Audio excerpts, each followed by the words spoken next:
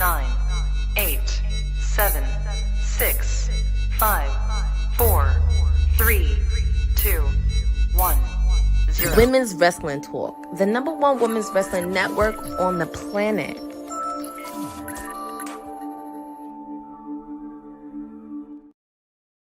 TGIF family, thank God it's Friday. Yes, it really is Friday. And welcome to another edition of WWT Live. It's part of Women's Wrestling Talk, the #1 women's wrestling network on the planet. I am your professor, Gerard Bonner, GB. Some of the other names you don't have to call me, but I'm just glad to be here. This is going to be a fantastic show. Yes, we have some breaking news for you. But today is all about the Shield, who indeed is the greatest member of the faction known as the Shield. We will have that debate and much more. So you might want to bring your friends in for this one because this one's going to be chock full of fun and great information. But of course, I am not doing this alone. As the songwriter says, it's no fun unless your homie has some. So with that said, here comes our tribal councilman. I almost called him our tribal chief. Somebody might get upset with that. He is the final councilman. Will Ferrell's in the building. Councilman, how are you, sir? I throw that finger up. Yeah. Yo, I gotta tell you, this is how I know Professor's a good parent. Y'all don't get to see stuff like this, but as soon as we went live, I don't know what happened. All I saw was this. Like so many memories. I was like, oh my God. I was like, oh yeah, this man is a phenomenal parent. Because I know they walked off. There wasn't nothing else needed to be explained. They definitely left when it. And you hear no noise now. So no, not at all. There we are. All right. Up next, first of all, we've got some cool people, of course, in the chat. Of course, Dylan's in the chat. Good morning to you, sir. It is morning all the way in Australia. Good day to you, Lewis. Good day to you, cousin. And happy birthday, Pachu. It was your birthday yesterday. So shout out to you, kind sir, for sure. Of course, Wednesday was her day, but she does show up on Friday. And honestly, guys, I don't know what we're about to see. But she's all things elite. She is the elitist of women's wrestling talk. Courtney's in the building. Courtney, how are you?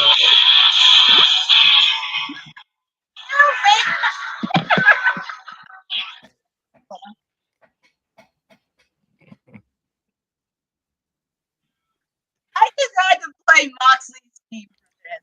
I just had to. Okay. I just had to. We got to work on your sound. My heart sang for this debate. We got to work on your sound, Courtney. I know. Intro, it just cut your music off. I know. I don't know if it's your computer or if YouTube is just doing this. But every time I heard it, I know. Yeah. We're gonna work on it. Yeah. For sure. All right. Well, last but certainly not least, whenever we get into these debates, I must admit it is always fun to have her with us. She's always well informed, but she always, let's just say, looks the part. Now, I don't know what that's going to look like today, but in the building is Wrestling with Honey. Ready for this great reveal. Ladies and gentlemen, my name is Wrestling with Honey, and I am prepared to be your tribal advocate for this great debate today. I hope you all are ready because we have our facts, we have our files, we have our notes, and we are very, very well prepared. Yo, the way your head placements is, I thought you had a ball cap right here. I thought you had full in Heyman. I was like, that's just my big ass forehead. Wow, that's funny. I thought because it was cut off right here, and I was like, did she really do? Because like he just said, like, you know, we never know how far she finna go, and it's right. like I saw Blazer, and I was like, did she? I was kind of going for Tribal Chief meets Paul Heyman meets Morpheus. You know, that's what I'm going for. Yeah, the wise man is holding on to the Ula Fala for this debate. Yes, the wise man and the Tribal Chief are set aside, and they have appointed me to be the tribal advocate and speak freely for them. All right. Well, then, this ought to be a very interesting debate, and we will Nice certainly get outfit, into that. Courtney. Thank you. If you could tell, I mean, for this debate, obviously, I kind of had to Well, represent one of the members of the Shield. I absolutely love how people left it to our imaginations who they thought would be top of the heap here on this. But no worries. Hey, represent well for sure. Yes. With that said, before we get into that, we're going to get into just a little bit of news as we tend to do. We've got SmackDown happening tonight, another 3-hour episode of SmackDown, and it will include an appearance from Solo Sikoa, his first since losing the Ula Fala on the debut of Monday Night Raw. Some things are actually very interesting because if you'll notice, when Tama Tonga and Jacob Fatu were in a tag match last week in the main event, they did not refer to them as the New Bloodline. So I don't know if this means what we knew as the Bloodline, the New Bloodline no longer exists, if they're going their separate ways, if they're going to have a new name. Perhaps we'll get some indication on that tonight as we see Solo Sikoa. Also tonight, we will have a tag team match, which kind of feels like it's almost tournament style to figure out who could be the next challenger for the World Tag Team Championships, the WWE Tag Team Championships, as the former tag team champions, Motor City Machine Guns, take on Los Garzas, who's had many names. They are Asthma. They have been other names as well. So their latest names are Los Garzas. We'll see them there tonight. In addition, this is going to be very interesting. It is a tag team title match involving the current champions, Bianca Belair and Naomi, going up against the former women's champion, Nia Jax, and her cohort. I can't talk tonight, and I don't know what that's all about. But with all of that said, before we go to the next piece on this, I do want to ask, Bianca had some new gear drop today. And there are a lot of people that are speculating about this new gear in terms of if it's a foreshadowing of things to come for Bianca, or is this just new aggressive gear? Any thoughts on the new gear for Bianca Belair, Councilman? At first, I just thought it was some dope gear that was coming out.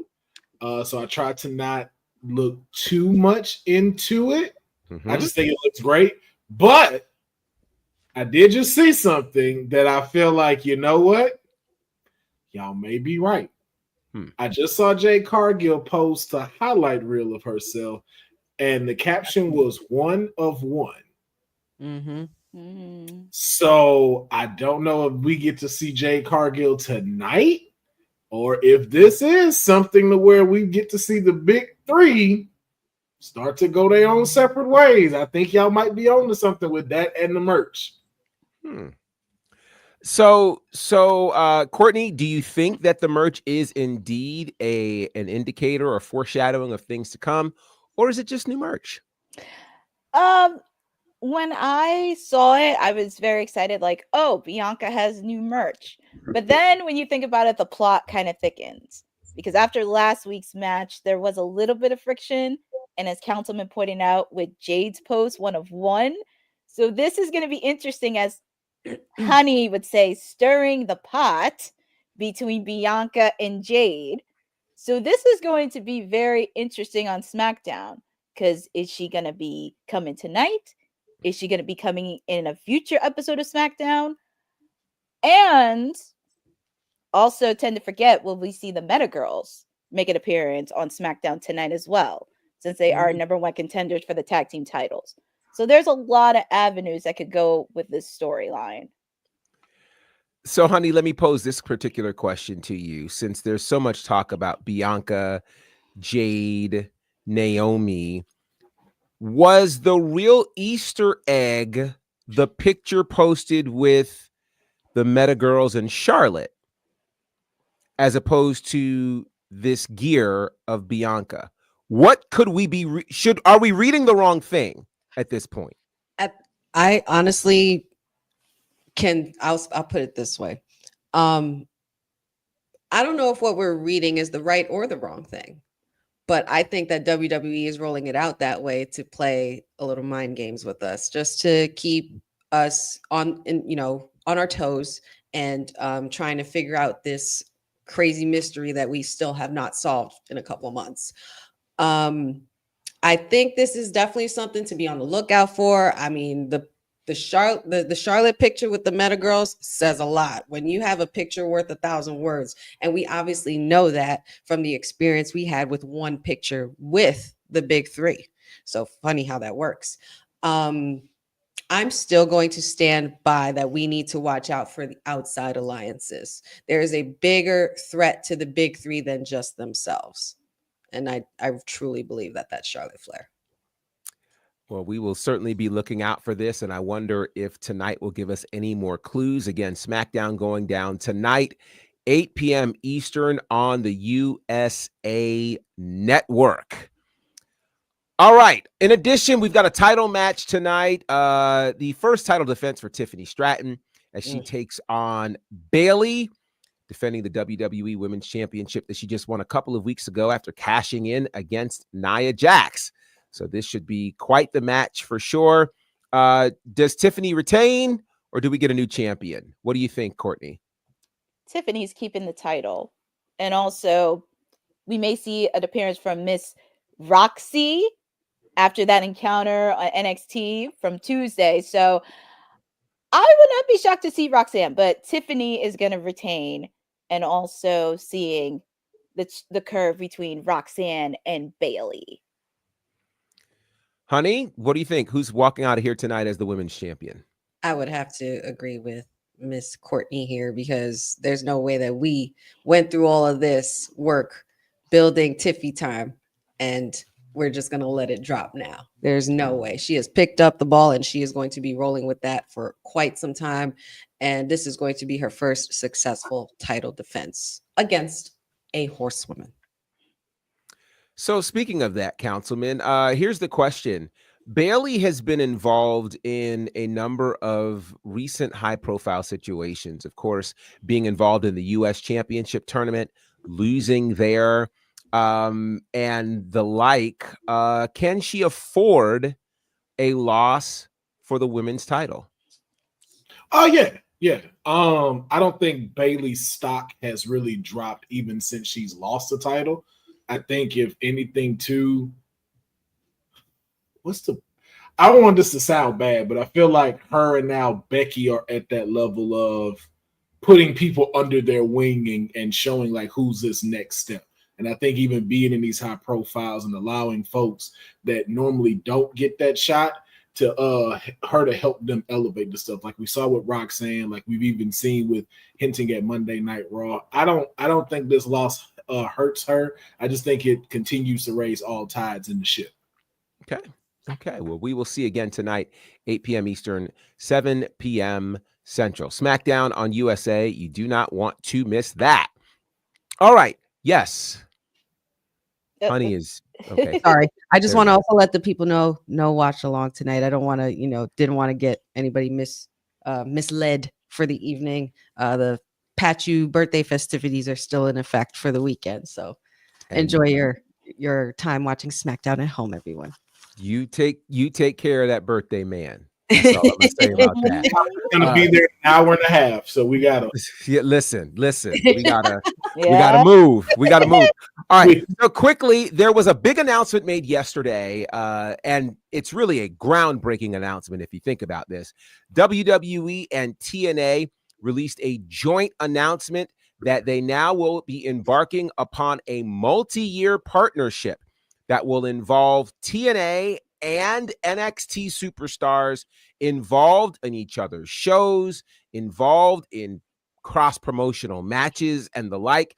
And this will happen as soon as this Sunday for TNA's next big pay-per-view event, Genesis, happening in Dallas. So my question to you, and we'll start here, is what are your thoughts on this official partnership? We've kind of seen them, and I mentioned this in a video I released earlier today. We've kind of seen them dating for the last year or so, but now they've gone on and they've made it official with this announcement. How big is this announcement for you? I'll start with you, Courtney.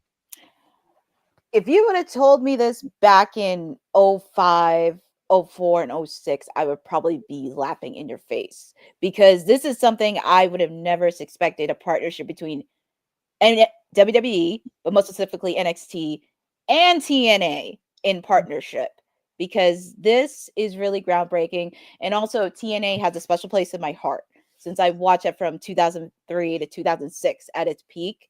So this is a really great opportunity, and I'm seeing some stars. Also, it's going to be interesting because JBL is coming on Monday Night Raw.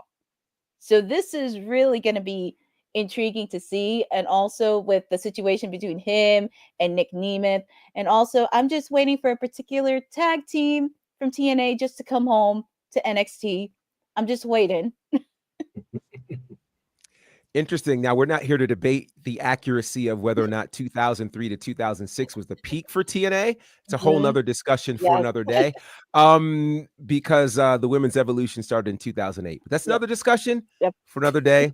I won't do that with you right now. Honey, your thoughts on this announcement, and now that it is official, what kinds of things do you think we end up seeing from this partnership between TNA and NXT? Well, we've already gotten a hint of it on Tuesday when we had NXT, and the TNA Knockouts Women's Champion, Masha Slamovich, was there, and she likes what she sees. So I definitely think we're going to see a lot of women getting in the mix from TNA and NXT, and there's a lot to work with.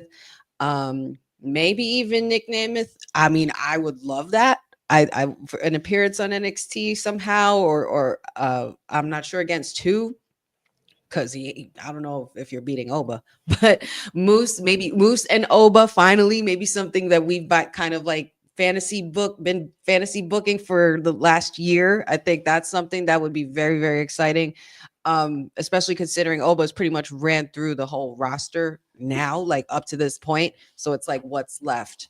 And TNA would definitely be that. But I'm very happy and very excited for this partnership to go further. It's kind of like, they were dating steadily, and now, like you said, now they're in like a full relationship, and who knows, maybe we'll even see a marriage. Stranger things have happened, that's for sure. And Indeed. Nick Nemeth in NXT would not be a foreign thing. He is a former NXT champion, so it certainly would make sense. Councilman, let me ask you this. For this dating phase that we saw in between TNA and NXT, it seemed like, for lack of a better term, only a certain tier of star from NXT made their way over to TNA. We saw Izzy Dame and Tatum Paxley. We saw at one point Sol Ruka, but we never got to see any of the current champions. Perhaps the more high profile one was Wes Lee because of the connection to the Rascals. Do you think that with the announcement of this partnership that we actually would end up seeing, say, a Josh Alexander finding his way in NXT, or perhaps, we've already mentioned an Oba Femi, a Trick Williams, a Roxanne Perez make their way to NXT? Do you see the top tier of NXT showing up on TNA? Absolutely. I even, to a point you made a long time ago when we talked about the women's tag team championship, give it some time and then see where we get. And if we look at it now, look what a women's tag team division is. It is incredible. I think the same thing we saw with TNA. And I think, too, something I had to remind myself of, TNA just came back not too long ago. I don't even think it's been 2 years since they've returned. Well, they were Impact Wrestling. They've been around the whole time. It's just the name change. The revamp. Yeah, the revamp. Yeah, the name change. Yeah. But even that, to help get that established first. Like, let's run through that established before we start kind of mixing in these stories that we might need to stay dedicated to when these big stars are coming. Let's focus on us first. Now that we're here, I think we will get to see those. And I think, too, it also benefits a lot of TNA wrestlers and NXT wrestlers before going to the big show. Sure. Like NXT is great. If you go to TNA as well, though, and you can represent there and build yourself with that brand and help elevate that brand, it just makes all these superstars a better product when they go to the big show.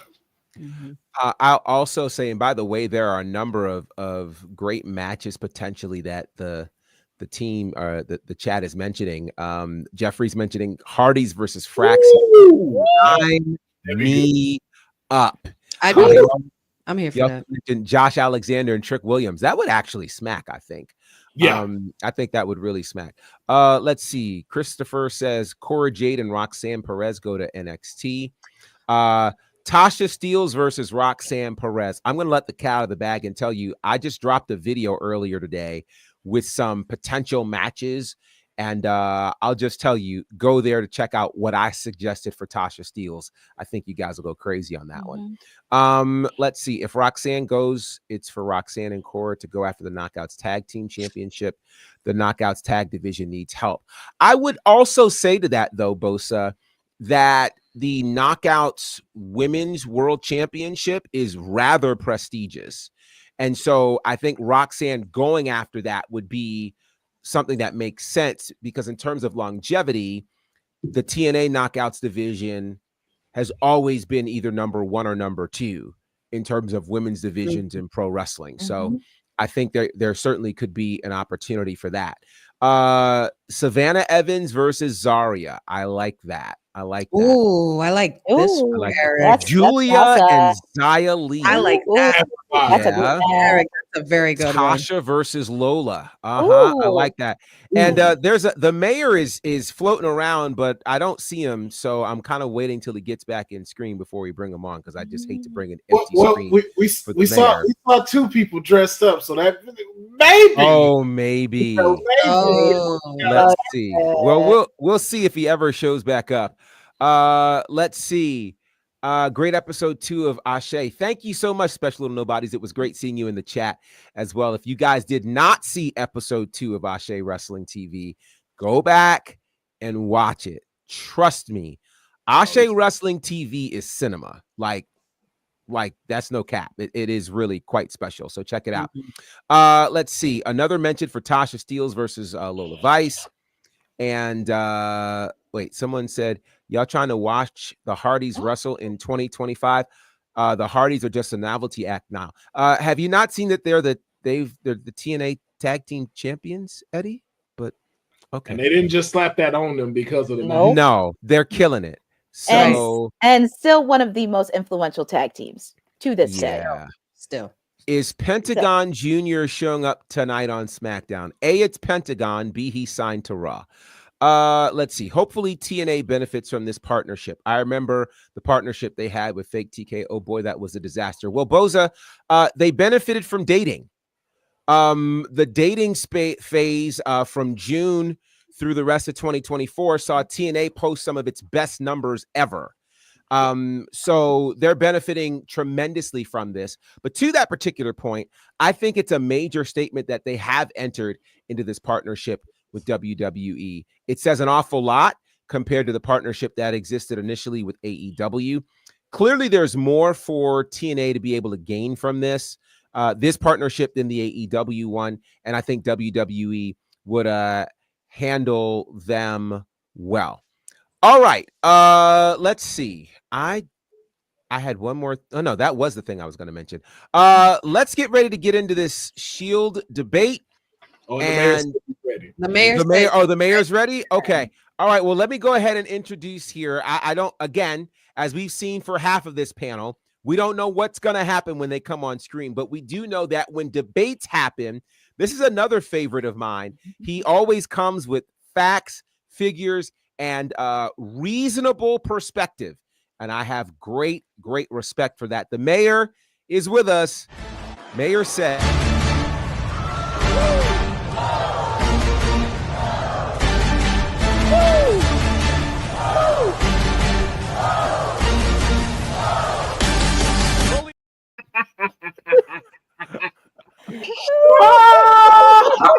Oh my God. I'm sipping. That's hilarious. That is absolutely hilarious. Oh my. Okay.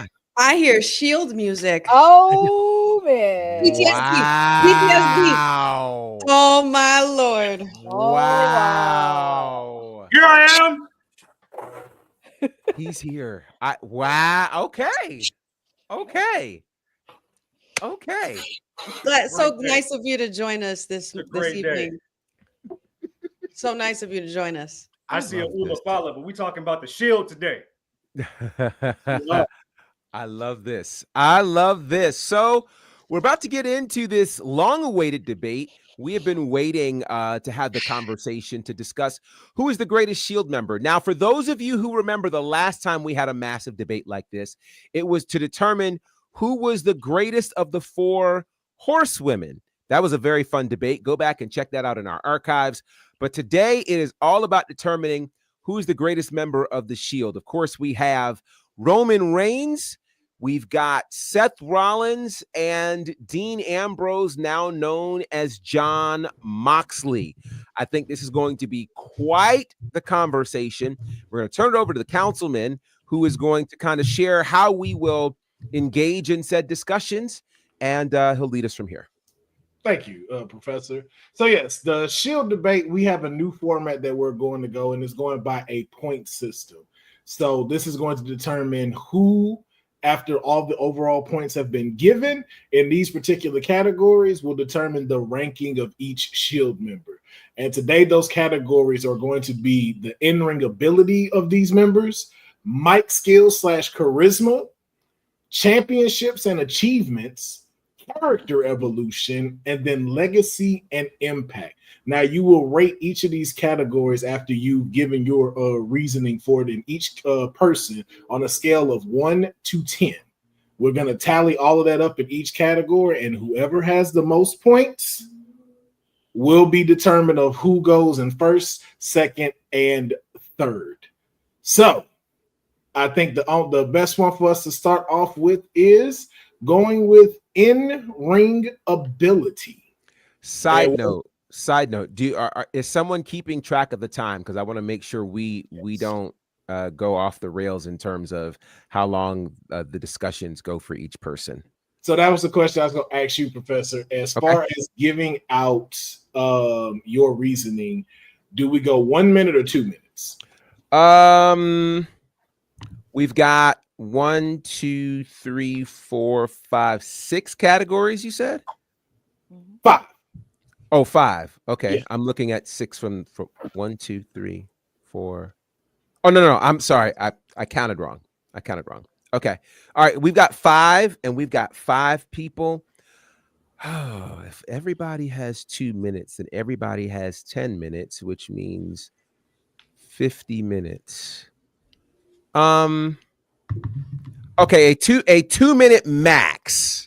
Wait. Let me make sure I do this right. So everybody's going to talk about each category. Is that right? Yeah, from each. And they're going to talk about each member with each category. Yeah. Oh Lord, 1 minute. 1 minute. 1 minute. We'll be here all night. 1 minute. And I'm going. I will gladly keep time. And when your minute is up, matter of fact, I'll tell you what I'll do. I will give you a warning at 45 seconds. Okay. When you have gone through 40, when you have 15 seconds remaining, at that 1 minute, we're gonna move on because somebody's got a birthday celebration to get to. And we need to ensure that they have all the time they need for a celebration. To the city, y'all. Yes. Okay. Okay. Oh, this is going to be interesting. So let me guess what you're going to do. I'm going to just ask this. So you will mention a member of the Shield, and then we'll discuss all of these attributes about that particular member. Is that right? Yes. Is that how you're going to do that? Yes. Okay. We'll go ahead and do it just like that. All right. Let's start off again, like I said, with in-ring inability, and we're going to first start off with the Tribal Chief. I'm going to start with Honey.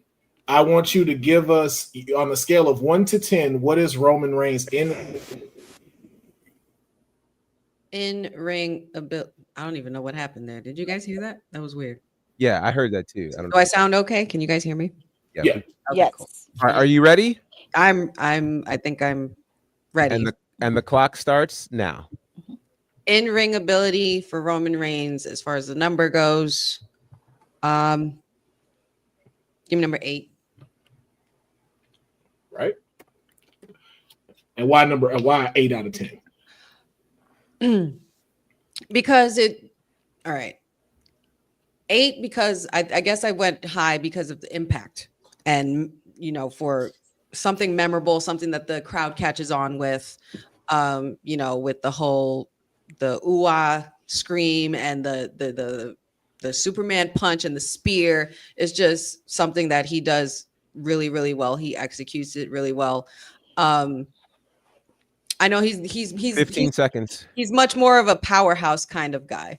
So I think I would have to give him this in-ring ability an 8 because it's just more impact, not so much technicality, not too much agility, even though he does dive over the top rope. But time 8. All right. Courtney, on a scale of 1 to 10, Roman's in-ring ability and why you would rate it, what you're going to rate it. I'm actually going to give him an 8 out of 10 for ring ability, only because he has improved a lot since he came into WWE and has a signature move, staging like the ooh-ah, the spear, the Superman punch, and he has started to show a lot more better, and it has shown that he has improved his craft, especially with the feud that he had when he was champion in 2020. All right. Mayor, if you could let me know. And that's only because, and I just want to put that in there. Professor, You're Professor. And that's I was just impressed that you were done in 30 seconds. So I only one. Oh, I peeped it. Let it go. Let it be. Let that be your shining moment. Please let that be. I will say this for the record.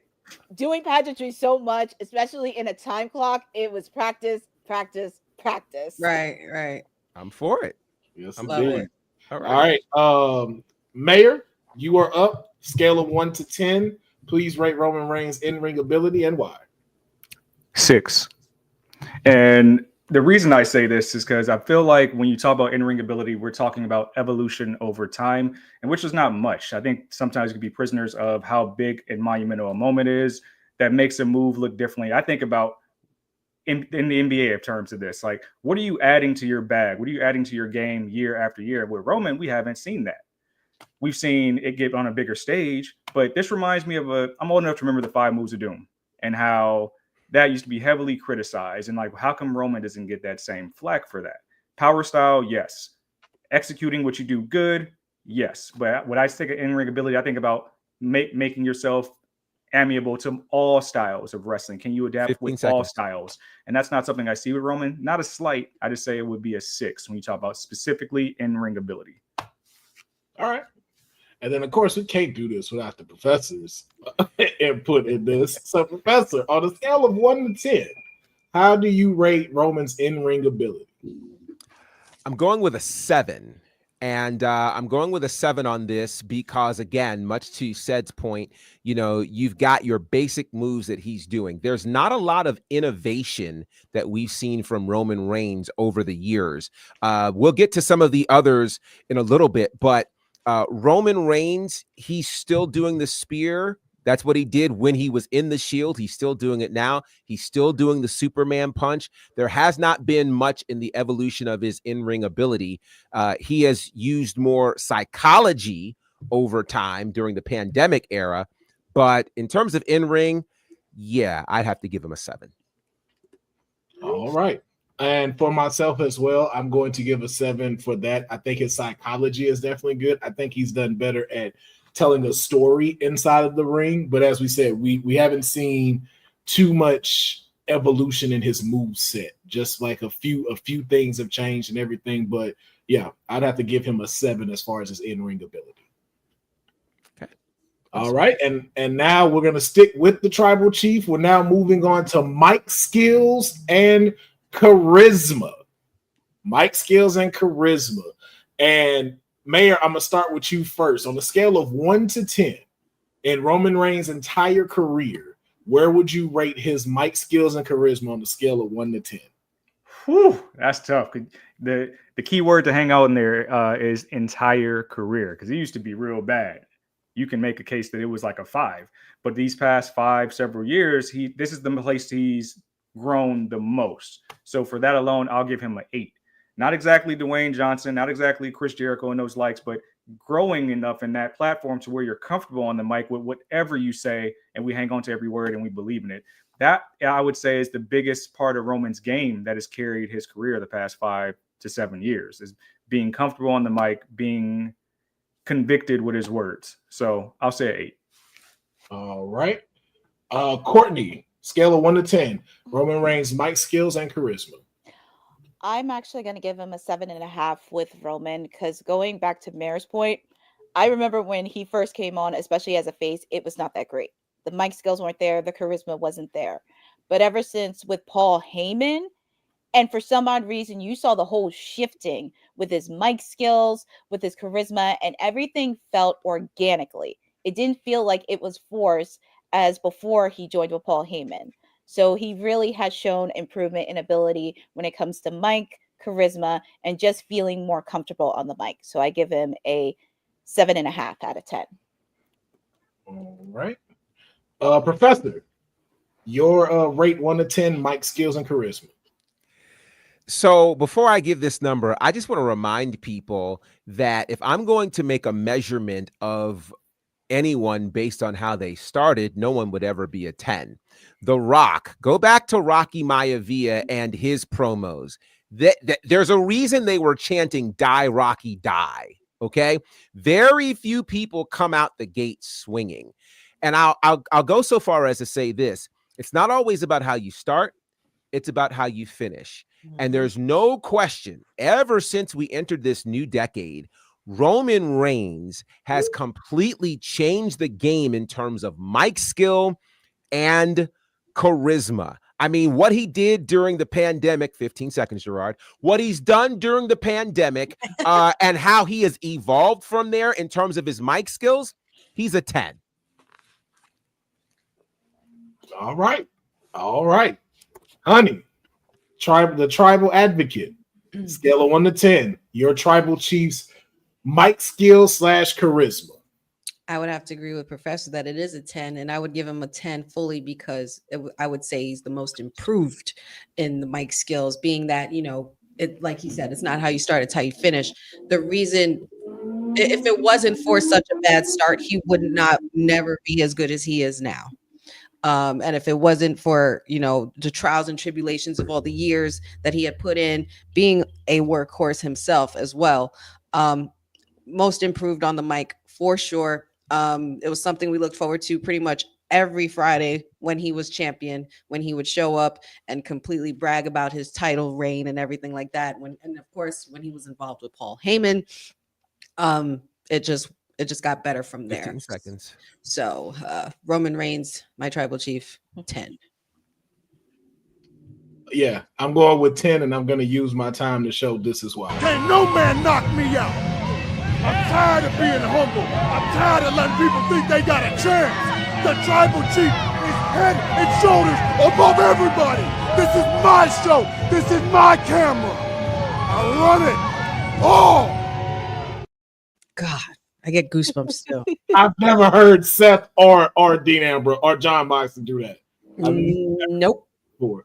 And we don't use none of their clips. So that should tell you. One little side note I will add, I'm not even trying to extend my time or anything, but to be able to finally go toe-to-toe with Cena and kill it when he was tribal chief, perfect, because that suffering succotash, we know it wasn't it. That's still cringy. Okay. Bless his heart. Bless his heart. God bless his heart. All right. The next one for Roman Reigns is championships and achievements. And we already know, longest reigning universal champion of the modern era, multi-time champion, Grand Slam champion. But that, and with those achievements, where do you rate it on a scale of 1 to 10 between these Shield members? Professor, let's start with you. So certain things seem obvious. 1,316 days, the fourth longest reign as WWE champion in history. Man, that goes a long, long way. Certainly the longest reign we've seen in the modern era. The problem with that is that there aren't a lot of other championship reigns to talk about. I mean, yes, he's held the WWE championship before, but nothing really significant to talk about. Yes, he's held the tag team title before, he's held the Intercontinental Championship before. My concern when it comes to this championship situation is we don't know what he does outside of WWE in terms of winning champion. Sorry, I'm down to 10 seconds. So I'll simply say this. I cannot negate what he has done, so I'm going to give him a 9. All right. Courtney, scale of 1 to 10, championships and achievements. Where do you scale this on a 1 to 10? I kind of have to go back to Professor's point. I am going to give a 9 only because you can't discredit his championship reign in the modern era. You could sugarcoat it, but you can't discredit that. And that's a huge achievement to have. But of course, he was also a tag team champion, Intercontinental champion, United States champion within the WWE umbrella. And this is the only promotion that he had. So with that being said, I'm going to give him a 9 out of 10. All right. Mayor, scale of 1 to 10 on championships and achievement. Here in the past to Professor and Courtney, it's kind of, you really can't negate the 16 days and the length of the title reigns. But I do agree that when you look at the landscape of everything else, just based on where he's been positioned leading out of the Shield, there's not much, I don't want to say not much depth with the rest of the title reigns, like boosting other divisions and things like that. He's really been positioned at the top of the card. Majority of the time he's been on main roster. So for that, it's more so the length than how many as well, which you have to really take into consideration. So like, I'm gonna go a step lower. I'm gonna go 8 just because it's all within one umbrella, but also it's more so like, hey, what he's done lately more so than before that. Okay. Tribal Advocate, scale of 1 to 10, Roman Reigns championships and achievements. World champion, longest reigning champion, Grand Slam champion. The Tribal Chief has won both WWE championships and the Universal Championships 4 and 3 times as of 2025. That is a total of 7. And we also have, let me see, he also won a tag team championship as well. Of course, obviously the most obvious, the longest reigning champion with over 1,200 days, completely breaking barriers and making history with that title run and doing it all consistently under one promotion. 10.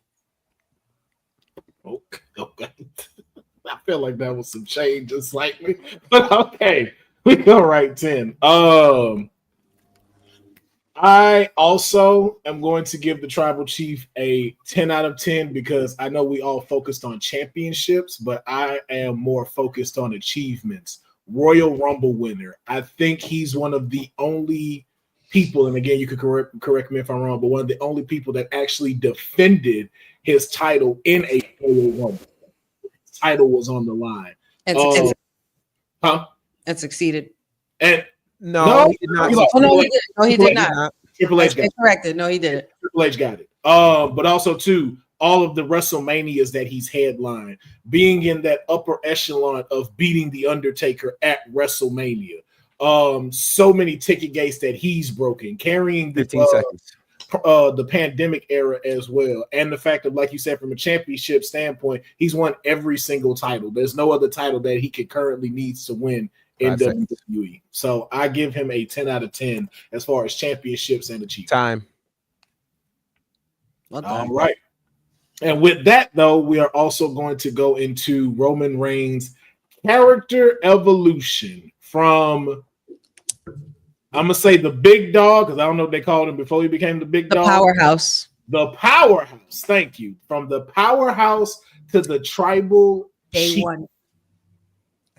Rate this character evolution. Honey, we gonna start with you. Rate on a scale of 1 to 10 Roman's character evolution. Character development and evolution, you best believe it's got to be a 10.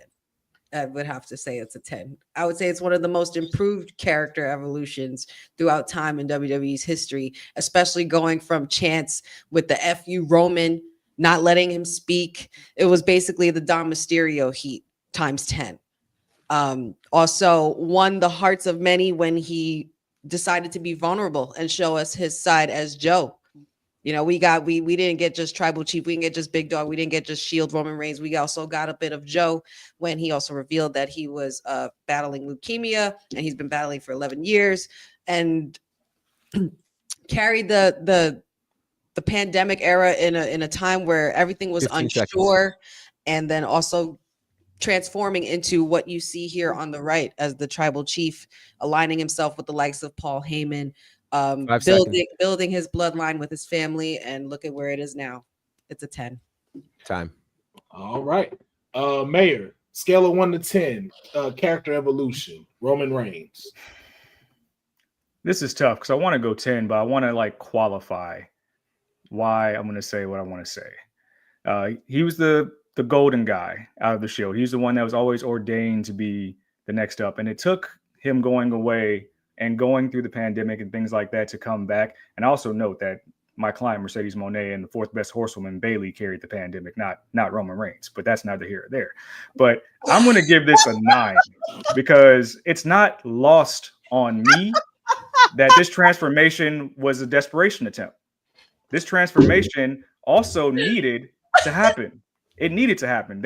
Roman had such bad heat that he needed to transform. But it's also not lost on me that 15 he seconds. needed his entire family to complete this transformation for it to get over. He needed his entire family for us to have a credible storyline under his banner. 5 seconds. So that's all I'll say. I'll say 9. Yo, the genuine laugh that just came out of Honey. Oh my God. Please, I hope you clip that, Dylan. Oh my God. The way she felt back and everything.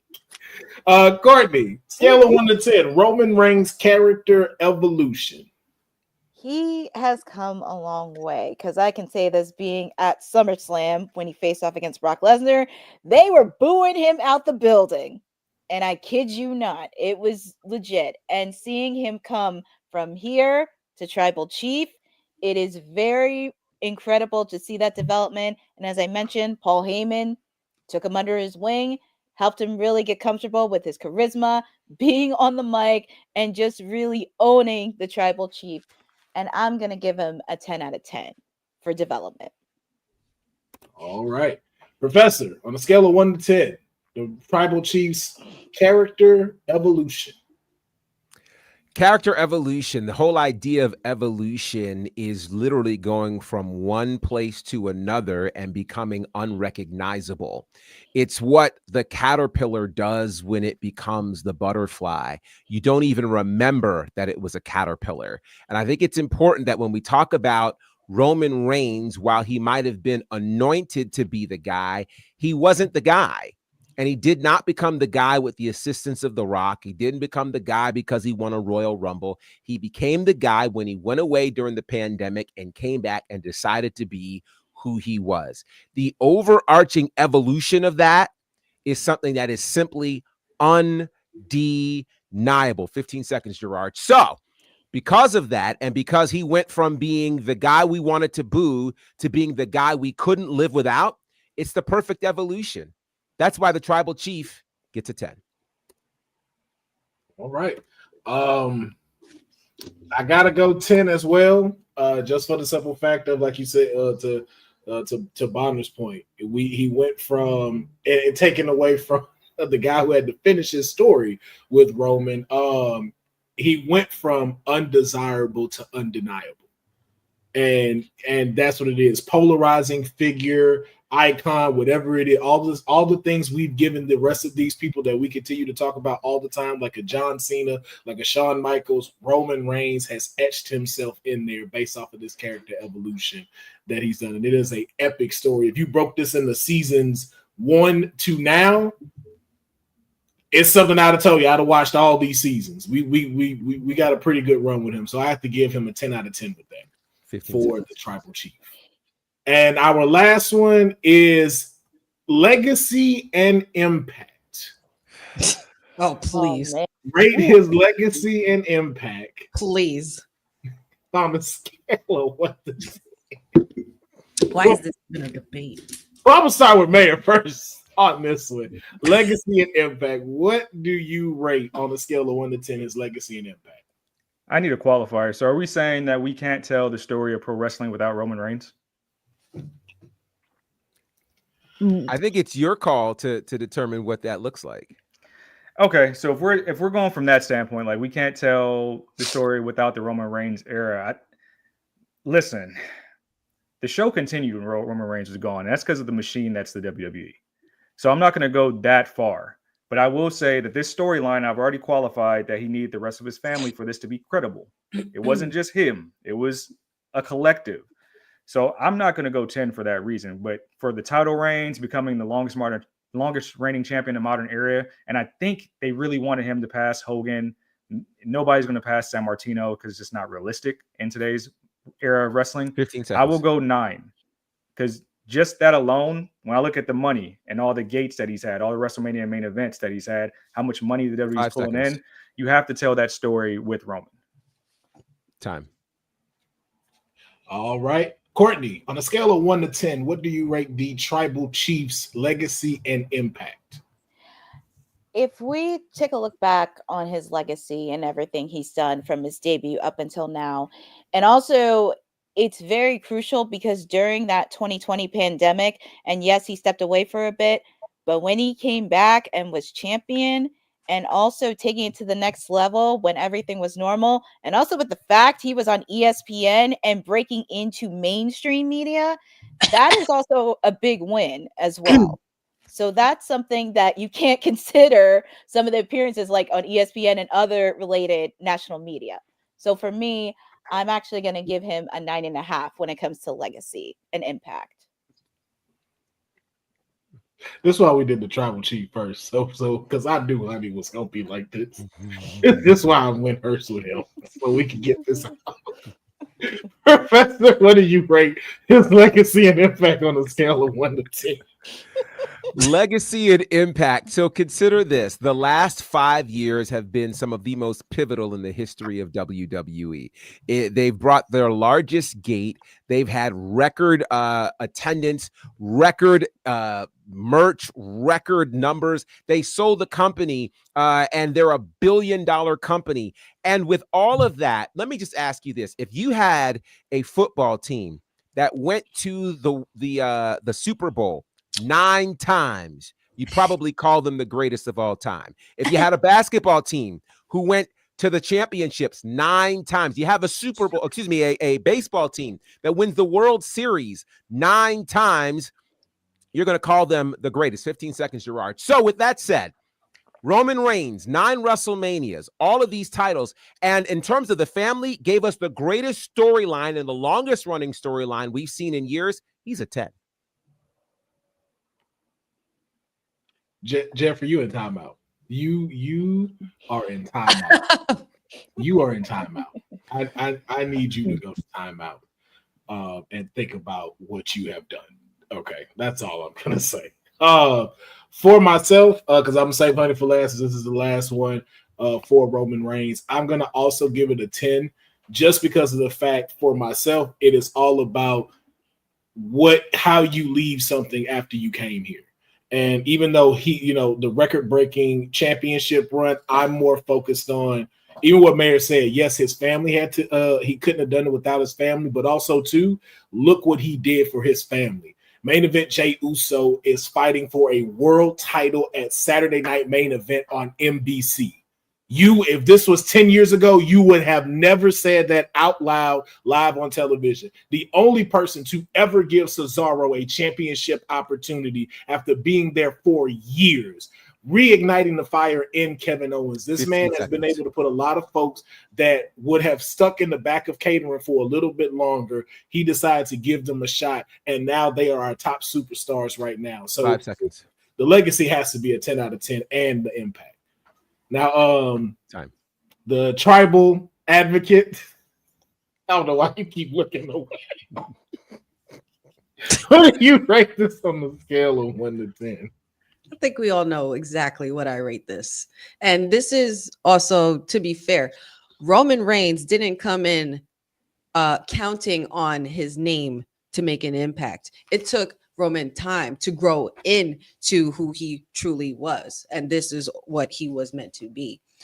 Greatness, he has said on numerous occasions, he's just a man that's addicted to greatness. And look at the greatness that he has provided us with such great TV, main eventer, reinventing himself, crossover star, cancer survivor, most dominant star in the modern era.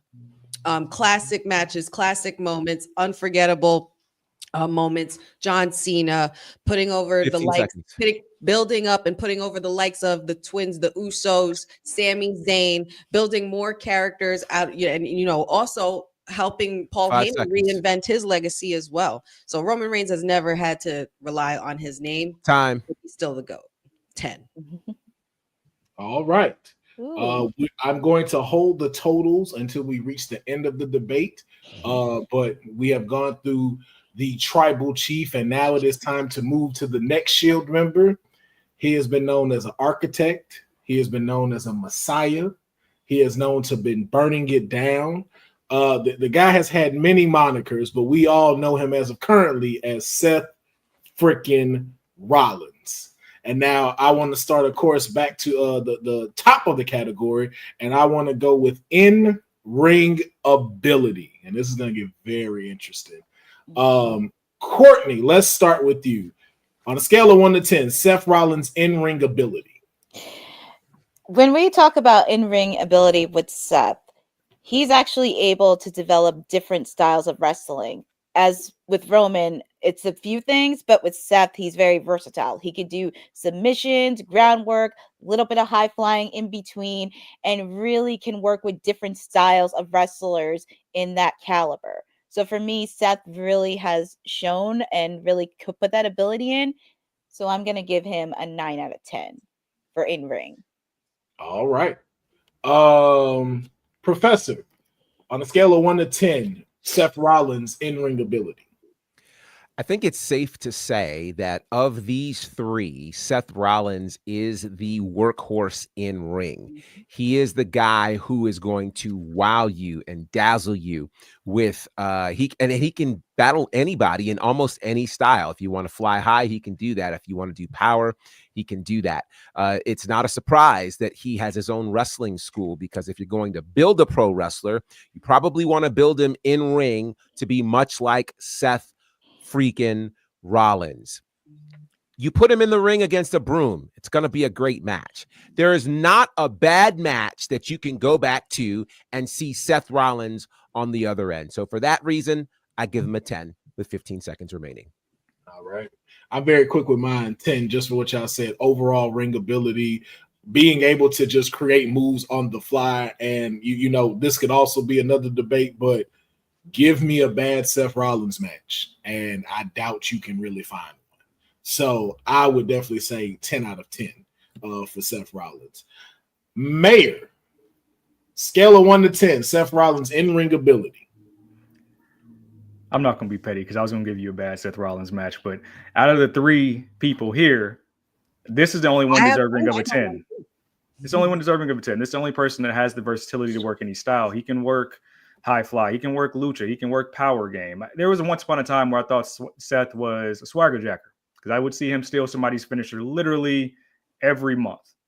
But he would make those moves his own. And it just shows the credibility he has to pull this stuff out and the work that he puts into the ring. So for simple reasons, he's a 10 as far as in-ring ability goes. All right. Honey, scale of 1 to 10, the Architect's in-ring ability. Let's see. This is Seth freaking Rollins. I wasn't born yesterday. If you remember him as Tyler Black from NXT or in the Indies as well, you know exactly what this man brings to the ring. He's technically more agile, definitely more versatile, and definitely a moment maker and a game changer when it comes to putting on a good story in the ring. And he's always been a great sell as well. I would definitely be dumb to say anything other than 10 for Seth freaking Rollins. All right. So that is that category. Now we are moving on to mic skills and charisma. Mic skills and charisma for the Seth Rollins. Mayor, let's start with you. On a scale of 1 to 10, Seth Rollins' mic skills and charisma. That's kind of tough because I feel like in earlier parts of his career, like during the actual Shield, he wasn't much of a talker. I feel like he became more of a talker during his time in the Authority and after that, and then got more comfortable going bar for bar, trading jabs with almost anybody. For that, I'll say 8. I think he's definitely a charismatic superstar. You're seeing that more with this current iteration of him, and he's very good at balancing his act, balancing his gimmick. So I think he can go toe-to-toe for anybody on the mic, but I'll say 8. All right. Honey, scale of 1 to 10, Seth Rollins' mic skills and charisma. I think I might have to agree with Seth. It's probably going to be the only thing we agree on today. 8 for Seth Rollins, for sure. I think especially when he broke out from the pack and betrayed the tribal chief, who wasn't the tribal chief at the time, but he betrayed his band of brothers in the Shield. He definitely, his stock definitely rose as far as what he can do and say on the mic, and his charisma as well. He got very, very comfortable really quickly, and it almost came naturally to him, I think. And I think it was just that he was just waiting to be able to carry that torch, and, you know, being under the wing of Triple H and the corporation, you know, the corporate Seth Rollins and his J&J security 15 moment. seconds. Also, even the whole thing with Sting, the return of Sting and how big that was in that moment. His matches with Finn Balor were amazing. And of course, any match with him and CM Punk or Roman Reigns. I mean, I know there's a lot more names I'm not naming, but Seth Rollins is going to have to get a 8. All right. Courtney, scale of 1 to 10, Seth Rollins' mic skills. Seth really has come a long way, because when he first started on the Shield, he didn't talk that much. But seeing him being comfortable with himself, out of his shell, he has really shown a lot of growth. And especially in the pandemic, it has helped him a lot to really cut out with his character. And especially now with him being Seth freaking Rollins, everybody singing his theme song as the crowd goes and just really embracing that audience. And also, as Honey pointing out, some matches that he had with, of course, Sting, Finn Balor at SummerSlam. So he has shown really a little bit of growth, and actually excited on moving forward on where he has to go. So I give him an 8.5 out of 10. You and these halves, Courtney. I kind of want to take back one, but I don't. I want to be a woman of my word. Professor, on a scale of 1 to 10, Seth Rollins' mic skills and charisma. You know, the thing about rating these artists, and I like to call them that, is we do have to look at their full development. And I think in this particular space, obviously everybody has room to grow, as we talked about with Roman Reigns last time. But to me, I believe it was John Cena who talked about your best match is your last match. What have you done for me lately? And so when I think about the round of promos we've been seeing with Seth and Drew and Seth and CM Punk, he has really found a way to talk well and connect with the audience. And he's done that whether we liked him or not for years. So for that, I give him a 9. All right. Myself, there's no way you don't give the Architect a 10. There's no way. Since he joined the Authority, he has always managed to keep all eyes on him, even when being in the mic, even when talking, charisma is off the chain. It just bleeds into the audience. Even when you loved him, when you hate him, you were in tune. This man did not make you want to defer away from your screens. And even where he is now, even with the song and how he's able to control them with the song, when to sing it, when to stop it, everything. Like, that is a gift not too many people have. And so I have to say, every time he comes out, even with them big ass boots and going into Becky Lynch's closet and wearing whatever she got on, the man's charisma is up here. So I have to give him a 10. Shout outs to King Troy for the fashion. Absolutely. Yes, indeed. All right. So our next thing we are going into, and I'm very interested in where y'all rating this. Seth Rollins championships and achievements. The list is very long. All right. Double champion, WWE champion, US champion, which he defeated John Cena for. The greatest heist of all time, cashing in Money in the Bank at WrestleMania against Brock Lesnar, Grand Slam champion, tag team champion. The list goes on. Royal Rumble winner. Just to name a few things. I have to say, I'll start with you, Courtney. On a scale of 1 to 10, Seth Rollins championships and achievements. You can't deny all the success that Seth has had so far with the Money in the Bank cashing against Brock Lesnar, being able to defeat John Cena. Also, with the situation happening with Roman when he held that reign, he was the workhorse for the World Heavyweight Championship during that time. He helped captivate that title on Raw and face off against Drew, and then now it's being held by Gunther. So he has really created a legacy on that. But for that, I'm going to give him a 10 out of 10. All right. Honey, a scale of 1 to 10, Seth Rollins championships and achievements. I'm not going to give this a 10. Not all the way an outright 10. I'm going to have to give this an 8. I feel like there was a lot of moments with Seth. Maybe it was just me personally, but there was just a lot of moments with Seth that were hit and miss. I think he revamped himself, especially when he won this specific world title and renamed himself as the workhorse title. I think he had a lot more to prove, especially because he was the first one to hold that title. It did make a great impact. Of course, the Money in the Bank cash-in is probably one of the greatest things you could 10 seconds. Things you could remember about Seth for pulling off the heist of the century. He was also a Grand Slam champion, winner of the Royal Rumble, Money in the Bank holder, multiple time WWE Universal Champion. 8 for Seth. Mayor, on a scale of 1 to 10, championships and achievements for Seth Rollins. He's a decorated guy. I'm going to be simple and say 8 because I have seen him do it across multiple brands. He was the first holder of this belt here, first NXT champion, was a Ring of Honor champion in the past as well. He's very decorated when you talk about his accolades and accomplishments. I think what's the drawback from like a 9 or a 10 for me is like the moments that those titles carried in the aftermath. What was the impact of them during the reign, which draws it back a little bit for me. But he's decorated as all hell. And he's a solid hand, which is why he's always at the top of the card. All right. Professor, your scale 1 to 10, championships and achievement. I will simply say this. Becoming the first doesn't always make you the best. And I would say Seth Rollins is a better wrestler than he is champion. So for that reason, I give him an 8. That's valid. That's super valid. All right. I'm going to give him a 9 because if you're giving the tribal chief a 10, he definitely deserves a 9 because the only thing over him right now is that longest reign. And I would even argue that Seth's championships runs were way better than Roman's runs. So if you are going to give it a 10, I have to give Seth a 9.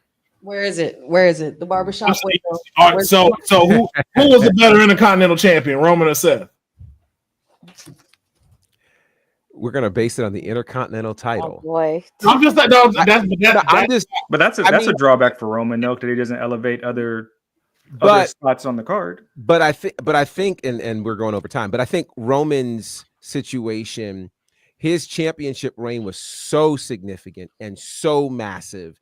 I mean, yeah, That's why it's a 10. because That's there's a 10. another point that I'm going to make that I'll make later. So yeah, That's what I'll I'm saying. save It's it a for 10. I can't give Rollins a 10 from the fact of you don't hold that, and that's just a fact.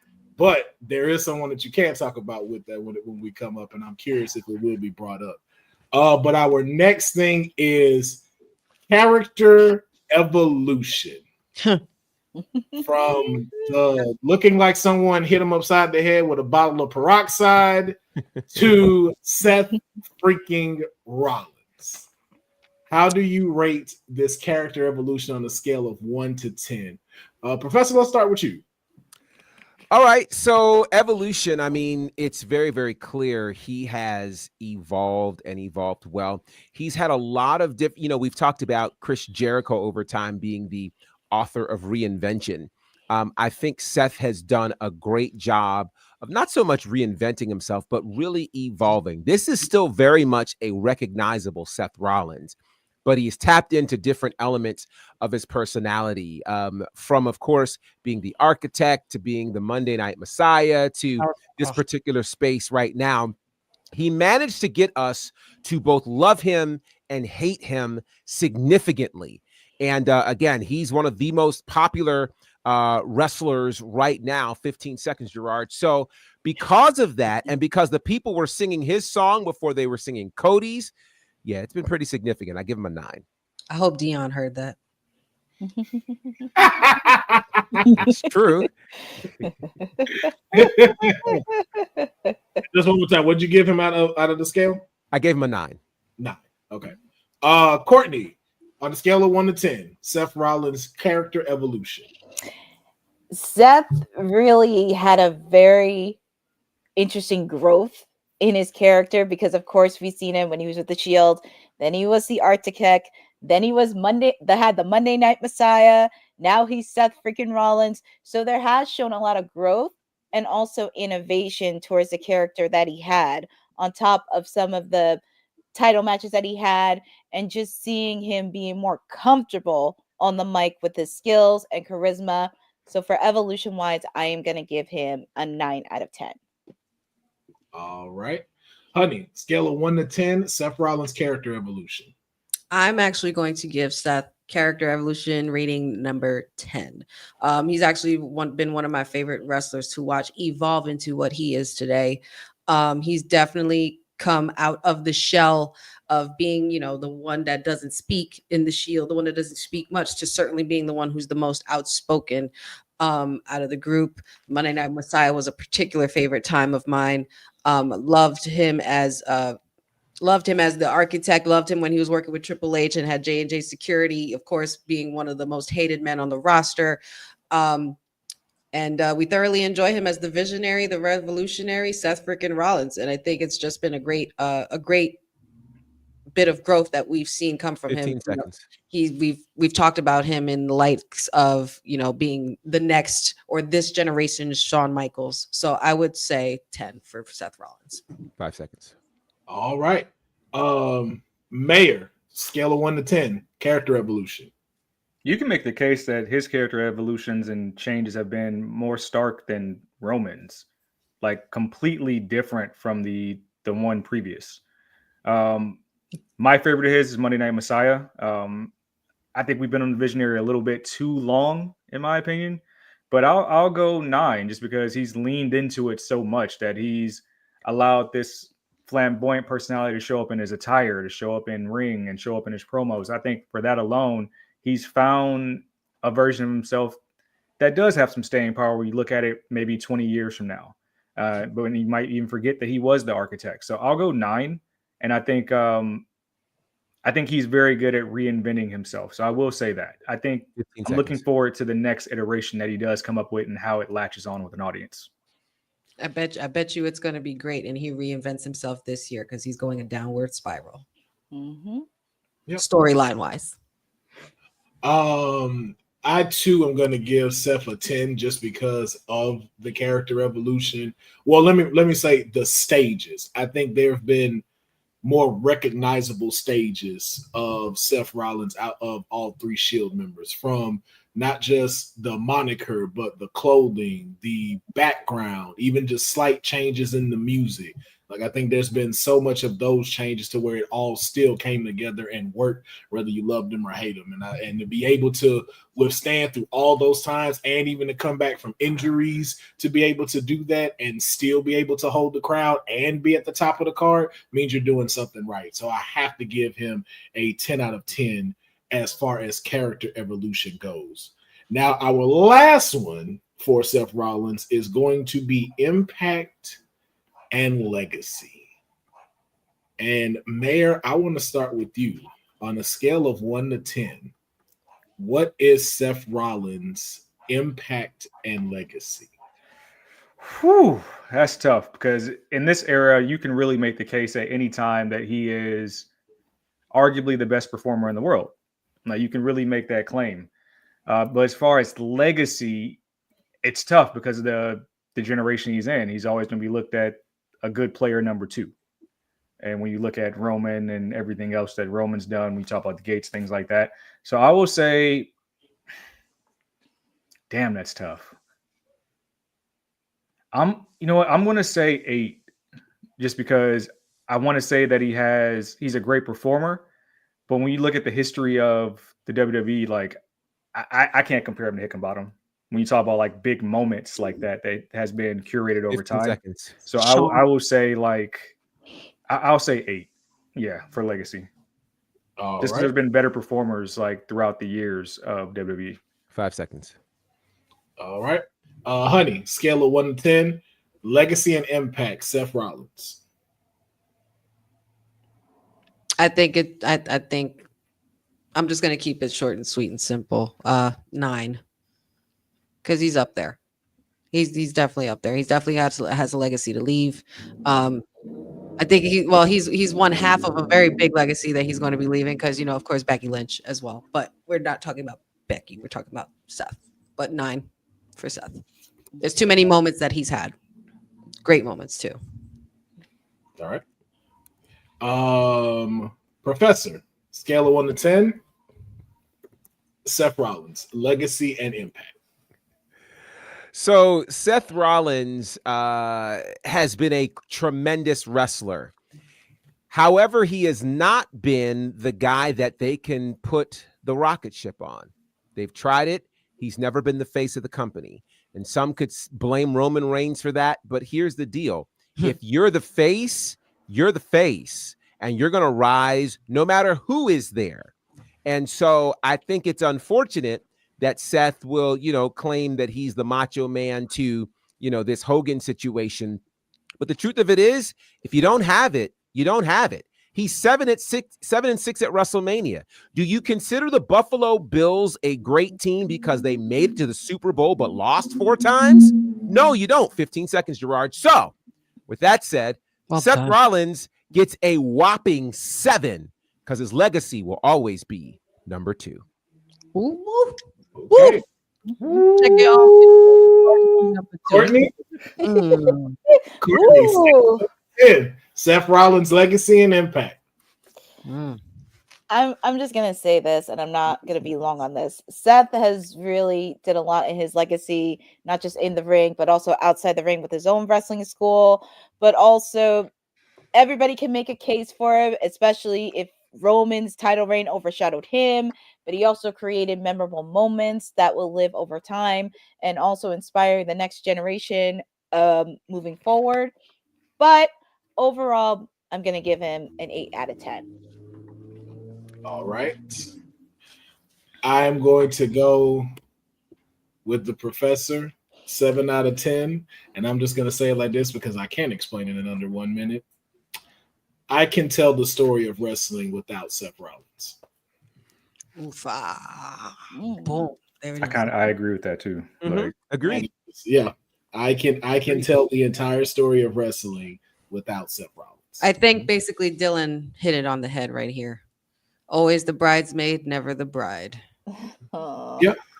Great. When you talk about if you want to go with a great player, by all means, always a great secondary player. You are the Dennis Rodman of the WWE.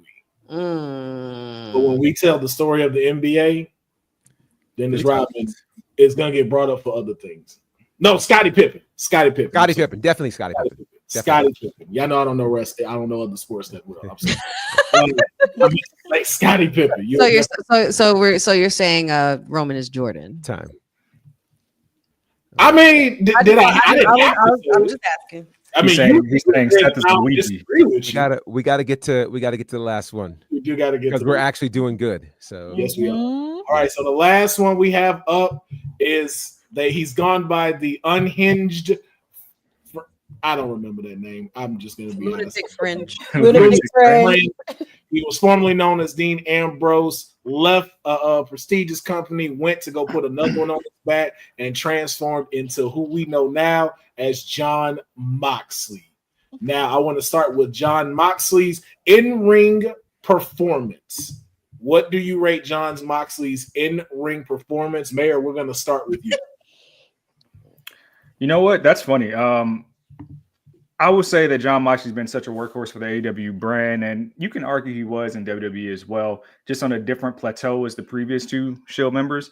When you say in-ring performance, I think this is something that he's developed at. Like, we're not doing lunatic lariats and things like that anymore. He's gone into a more realistic style of performing, where it's leaning on violence, leaning on his background in jiu-jitsu, where he's actually placed and won and medaled in jiu-jitsu tournaments in this country. So it shows that he's trying to bring a different style of flow to his in-ring ability. I'm not going to rank it super high. I'm going to say 7, because I know people are pretty critical about that, but I think it's because it's not as flashy and flamboyant as other people's in-ring style. It's more ground and pound, more subs than anything. All right. Courtney, scale of 1 to 10, Jon Moxley's in-ring ability.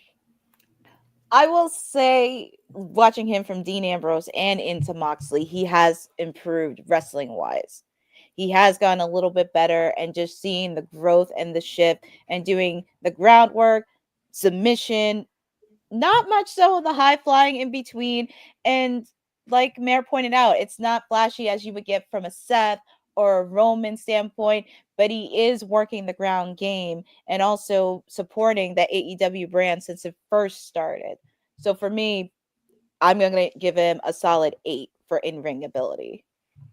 All right. Professor, scale of 1 to 10, Jon Moxley's ring ability.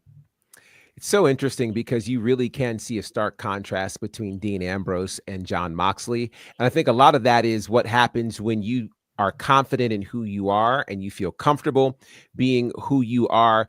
His style is not what many would call like this amazing style. You know, you're not going to get flashy moves. You're not going to get a lot of technical things, but he really is a throwback to the wrestler who was a fighter. You know, this is a guy that not only wrestled in AEW, but decided to go back to a GCW. He decided to do death matches. He decided to be involved in blood sport. He's a fighter. And that's one of the things that makes wrestling great. 15 seconds, Gerard. So because of that, the whole idea here is to be the tough man. He's the tough man. So I give him a 9. All right. Honey, scale of 1 to 10, Jon Moxley's in-ring ability. In-ring ability. I've always enjoyed seeing the growth of Dean Ambrose to Jon Moxley, because I always knew that once I saw Jon Moxley, I was like, oh, that's who you really are. That was I saw shades of it as Dean Ambrose, that lunatic fringe thing, especially when he went solo on his own, and they did the double turn on or something like that when he turned on Seth Rollins and Roman, and became, you know, the basically Bane for a moment.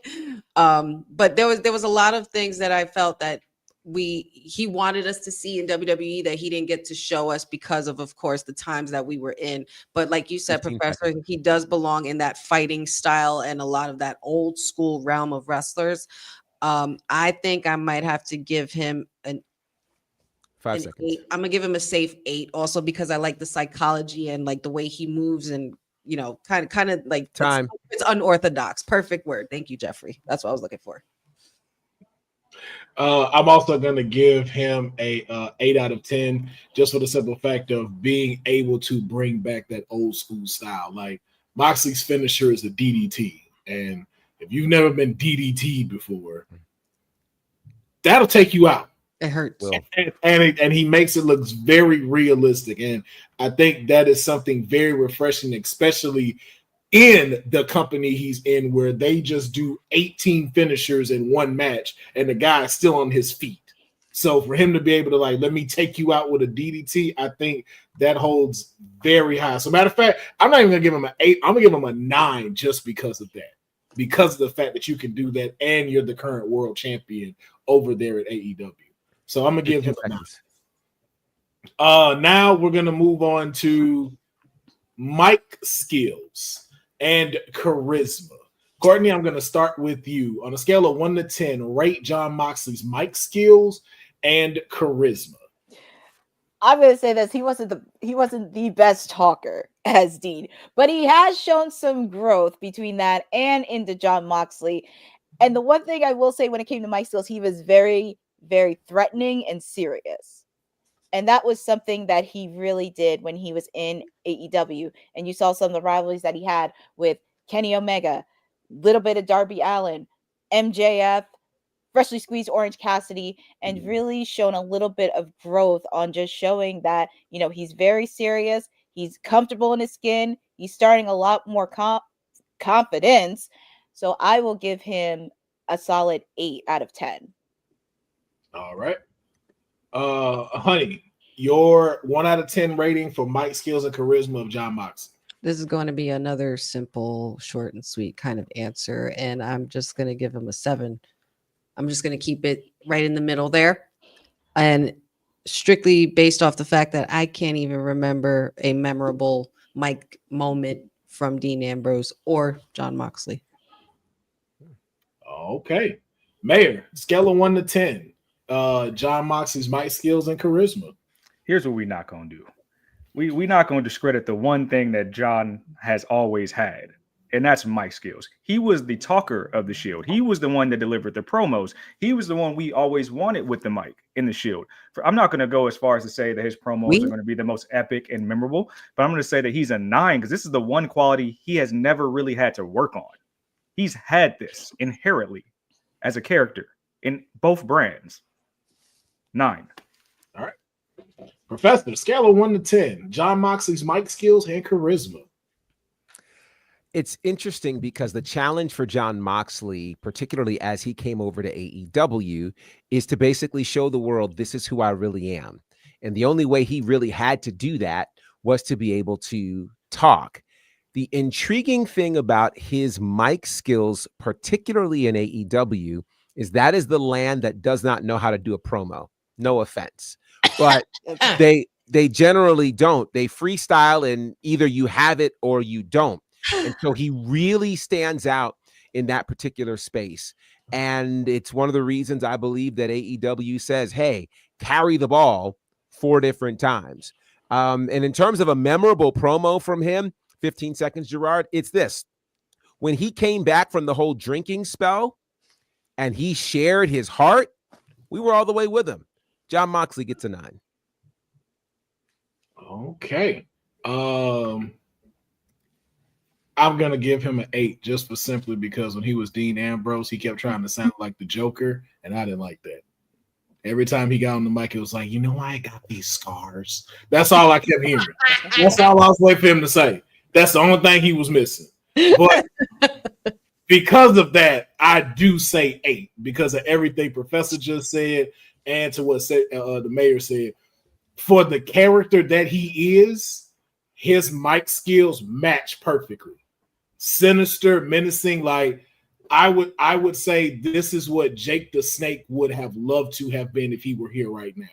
And Jake the Snake's promos were very menacing. It always had you intrigued. And like to Professor's point, in a place where they don't have no structure like that, where it is freestyle, Moxley does an incredible job for it. So I'm going to have to give him an 8 when it comes to mic skills and charisma.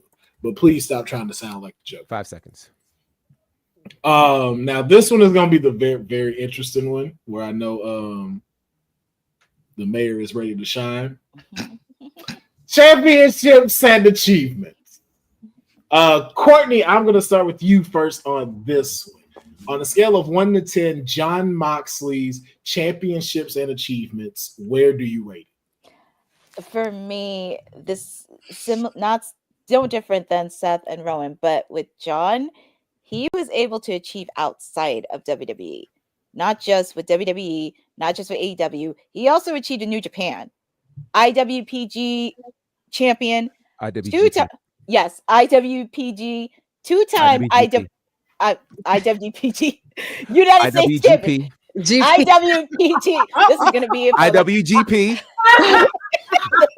You down with OPP? Say it 5 times fast. Oh God! I'm just gonna leave it at that. New Japan. I'm just gonna leave it at that. He achieved in New Japan. He achieved in AEW, and I will say, it's not about how you carry the belt. It's also how you create. And also, I will say he gave memorable rivalries as well. But I will give him a 9 out of 10 for championship. Boy, that word fucked you up. It just really did. That word whooped your ass.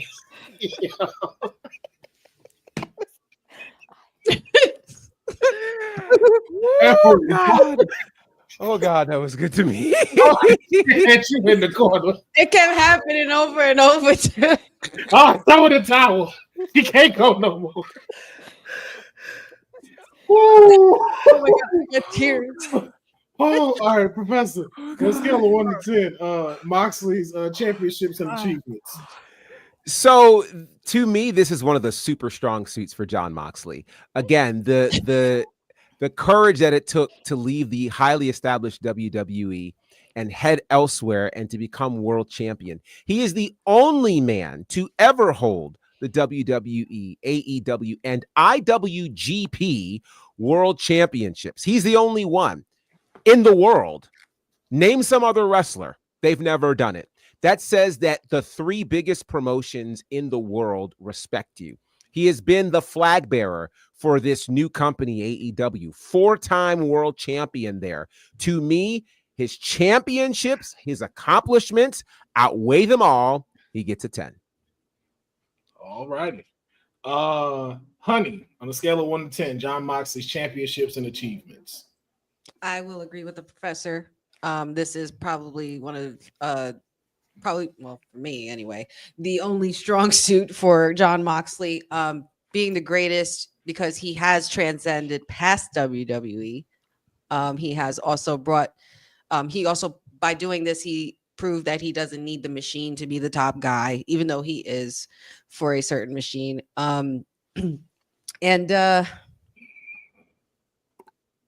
Yeah, I mean, like you said, Professor, nobody can say that they've won all those titles in WWE as well as AEW title. So 10. All right. I too am going to laugh? It's like it looked like you did not want to get him that baby. I mean, all right, listen, if you're focusing on breaking boundaries and succeeding outside of WWE with titles and everything, accomplishments, Jon Moxley is definitely a 10. I understand that. I'm not living under a rock like most people. Yeah, I too have to give it a 10 because I'm gonna save Mayor for last. I have to also give it a 10.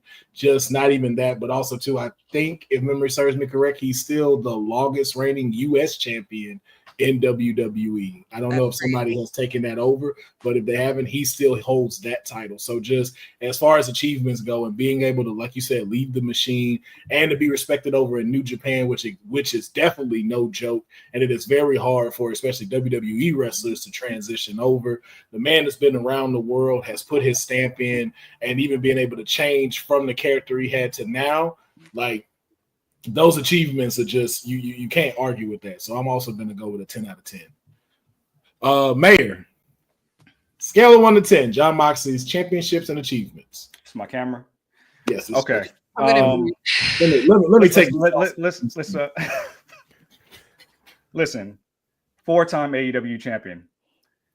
He's the stir that straws the drink in AEW. They can't continue without Jon Moxley. We have seen this. Not only that, Professor already touched on this. He's the IWGP World Champion. That means He's been a champion on multiple continents, that multiple brands have said that he is the guy. Not to mention PWI's most popular wrestler of the year in 2014, 2015, and 2022. Sports Illustrated Wrestler of the Year in 2019. He has accolades. Maybe we just want to ignore them because they're not on the greatest scale. Do you know that in the Bible, in Proverbs 16:32, it says, better a patient man than a man who stirs up and tries to conquer a city? That man is more than reliable. When that man wants a day off, he says, you know what? I got to feed the family. And the family is not just Renee and that baby. It's AEW. That man showing up to work all the time. Hasn't had a break yet. His accolades rule above everybody else's because he's doing it on a larger scale. We want representation in wrestling. You cannot tell the story of pro wrestling without Jon Moxley on any of these continents. 10. Well, because you lose it, you never win. Oh, boy! That stuff is. Yeah! Says about to pound the streets. This is Why? Wow. Why? Why? Wow. How? Honey, you better than that.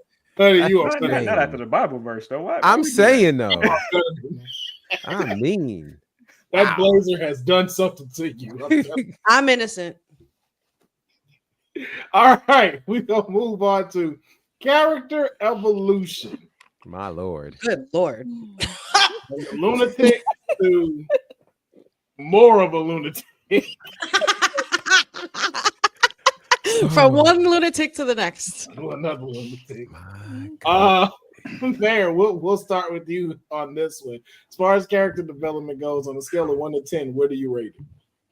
This is the tough one because some people might argue that it hasn't really been that much of a change, or it's not as aggressive as the previous two. I'll say that. This is where I'll go. Like, I agree with the professor. And a lot of you said that he became more of himself. He wasn't able to show himself in WWE the way he wanted to. Hell, they had him he was like Corey J for a minute. Bubble jacket. They had him dressing like Macklemore towards the end of his run, wearing gas mask. I'm gonna pop some time. So I will say that the way he was able to reformat our brains to who he is now, and that character has so much staying power that he's atop so many brands in the world, I will say 8.5. 15 seconds. That's all right.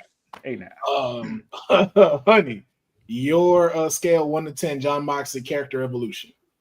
I'm gonna give him a 9 because I feel like gradually growing into going from the Shields and then into the Lunatic Fringe solo and then going into who he is as Jon Moxley. I just feel like it was kind of basically the reverse of what we talked about with the previous two. I feel like Jon Moxley was in there all along, and we just needed to see the right promotion let him pull that character that he needed out to be able to show that extension of himself. So I will give him a solid 9 because, I mean, just look at the pictures alone.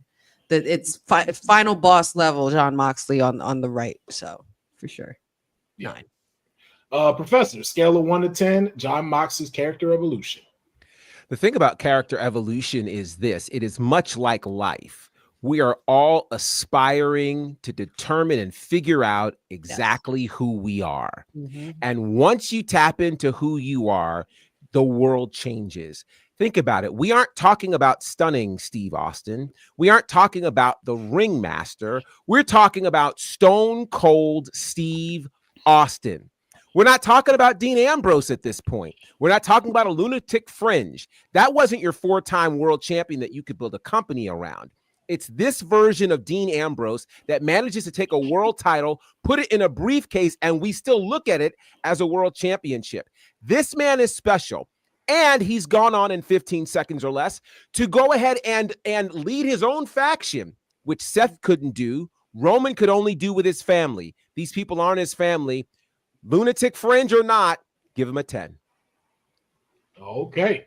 I too am gonna have to agree with that sentiment. And he gave the perfect reference, Professor did. I get nothing but Stone Cold Steve Austin vibes when I see this. To go from something that kind of worked to be able to fully get comfortable with it, like, this is just amazing. I also have to give Moxley a 10 out of 10 for that, just because this is where you are, and everyone gets excited when you come out. Everybody does that thing.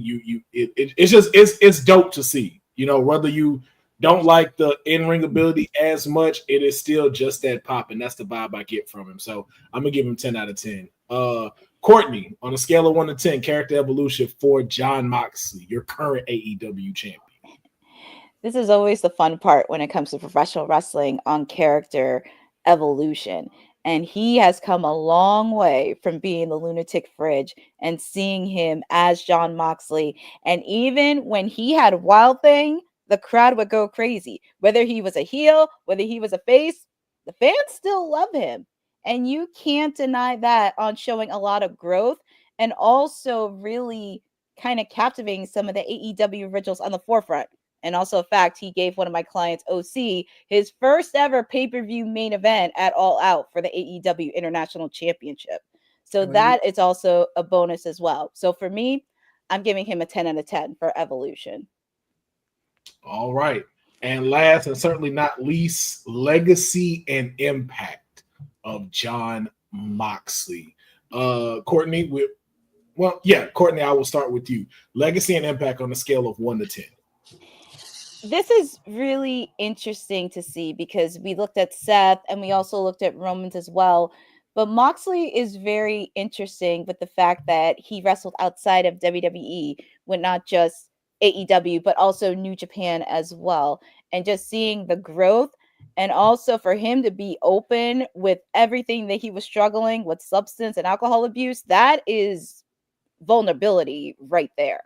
And also, as I mentioned, really captivating and taking it to the next level. Sure, he hasn't done a lot of things on the mainstream side, but when he's in the ring, he goes all out and also helping and supporting the AEW brand. So for me, I'm giving him a 9. All right. Professor, scale of 1 to 10, legacy and impact of Jon Moxley. As we've said earlier, can you tell the story of pro wrestling without this particular superstar? You cannot tell the story of the WWE, particularly 1/3 of the Shield, without Dean Ambrose. And you certainly cannot tell the story of AEW, the alternative, without Jon Moxley. What he has done as the only man to win those 3 major championships is significant. To achieve this level of success after your WWE run, it's why we respect Cody Rhodes. It's why we respect Drew McIntyre. We have to put the same level of respect on the name of this man, Jon Moxley, who, by the way, if we're speaking of Cody, 15 seconds left, if we're speaking of Cody, he carried the company that Cody created when Cody was no longer there. He was the only man fit to do it. So for that reason, he gets a 10. All right. Honey, on a scale of 1 to 10, Jon Moxley's legacy and impact. Given the undeniable success of his transformation into becoming Jon Moxley and the impact he's had on AEW, also with, having moments with the Shield, I feel like there was a lot more that I know he could have offered in WWE, but unfortunately, due to circumstances, they didn't see it that way. So then on to AEW, on to New Japan, and anywhere else. I think anything this man touches, it can turn to gold, obviously, because he's the one with the gold. I would have to give him a 9. All right. So he's undeniable. All right. And then I'm going to have to give it a 10 just because of the simple fact that WWE wise, we know a lot of people. And if you haven't seen one of Professor's videos that are out right now, he recently just brought up this subject. Not many people get to hold a belt in WWE, nor as well be the WWE champion. And at one point, maybe once or twice, they have put this belt on him. They have let him go up against the Beast at WrestleMania. Mm-hmm. That is already a legacy that's in there. That'll put you in Hall of Fame, no doubt. Then to go and do it at AEW and to something that the mayor has stated, do you feel the difference when they're not there? You feel the difference in AEW when Jon Moxley is not there. And then to go over to another culture and to be able to be so well revered by them that they are confident to put the championship on you, that is a legacy that is going to hit from across the world and telling different stories. So I also have to give it a 10 as far as legacy and impact. And I wanted to leave it last to you, Mayor, as the advocate for John Moxley in this. Legacy and impact on a scale of 1 to 10. You absolutely cannot tell the story of pro wrestling without John Moxley. And he took the blueprint Cody made and laid down by leaving WWE. He made a perfect masterpiece of it. So I have to believe that in 20 to 30 years from now, those children who want to be pro wrestlers, they might not all get the opportunity to be the next Seth Rollins or the Roman Reigns, but could they be the next John Moxley and follow his road to stardom? Absolutely. For that alone, it's a 10. He's done it on multiple continents. He's been wildly successful. If Kenny Omega is the soul of AEW, we know that John Moxley is the heartbeat because they've given him the ball and the rock so many times to carry the banner, carry the company, to show why you should be invested into AEW programming week after week. And we can't deny his time in WWE as well. He wasn't a scrub there. He was a world champion there. He just, like Seth, was a part of Roman's orbit and what they wanted to accomplish. He said, you know what? I'm going to go do my thing over there. And he did it better than all three of them. For that alone, it's a 10. Time. Oh, well, ladies and gentlemen, we have gotten through every single category with these three wrestlers. We got 10 minutes, 9 minutes before SmackDown starts.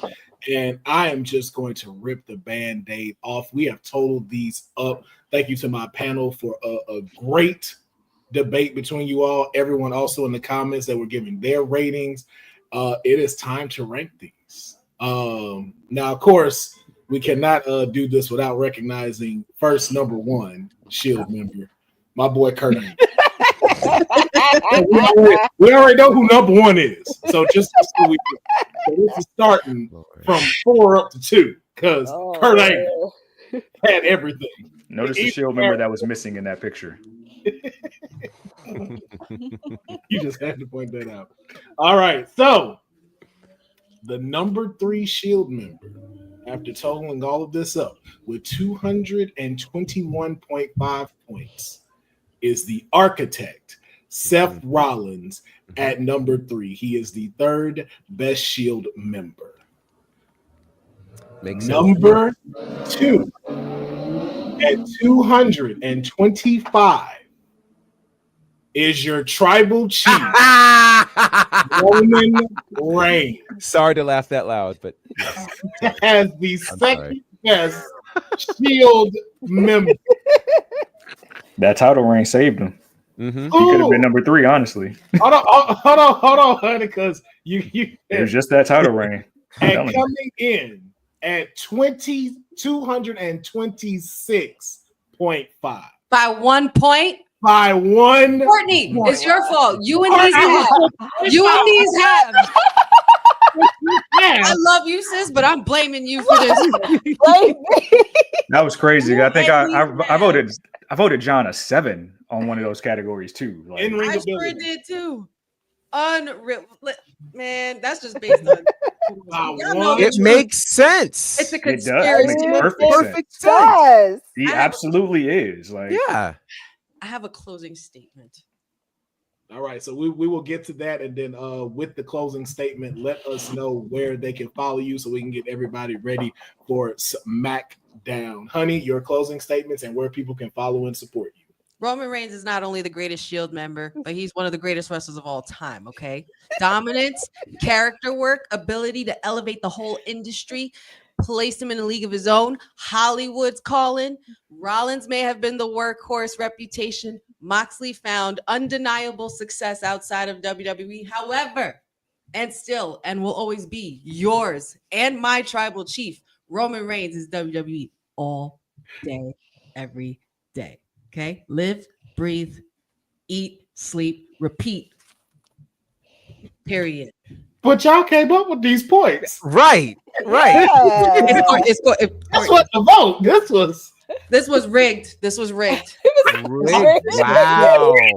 Wow. You rated it.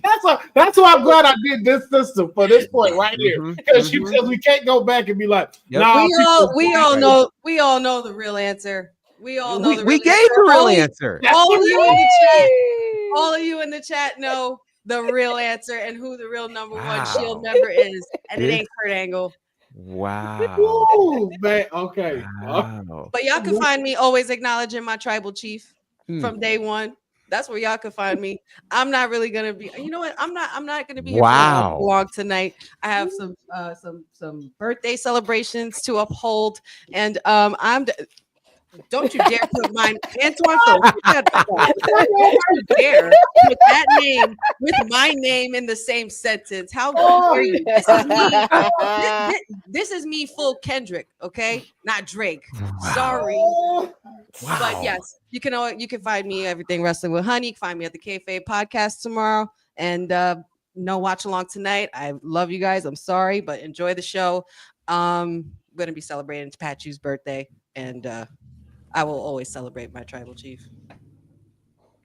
All right.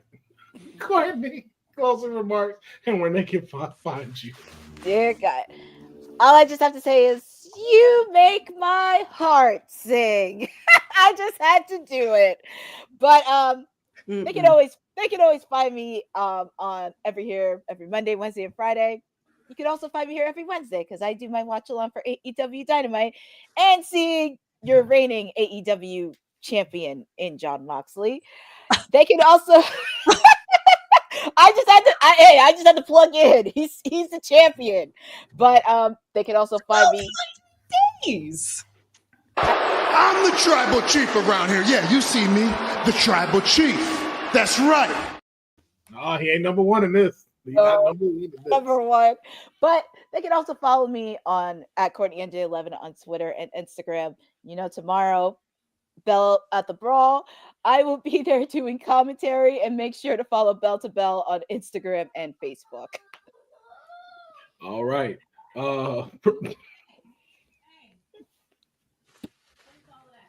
We wouldn't have known who made that sound until somebody asked too. What was all that? I want to know what that was too. Until the turn happened. Professor, closing remarks, and where can they follow and support you? Well, congratulations to John Moxley. I think it's well deserved, and I think he has earned this recognition for sure. You can find me at Bonafide across all of the social spaces. Shout out to all of you who joined us last night for episode 2 of Ashe Wrestling TV, Special Little Nobodies. I saw you in the chat.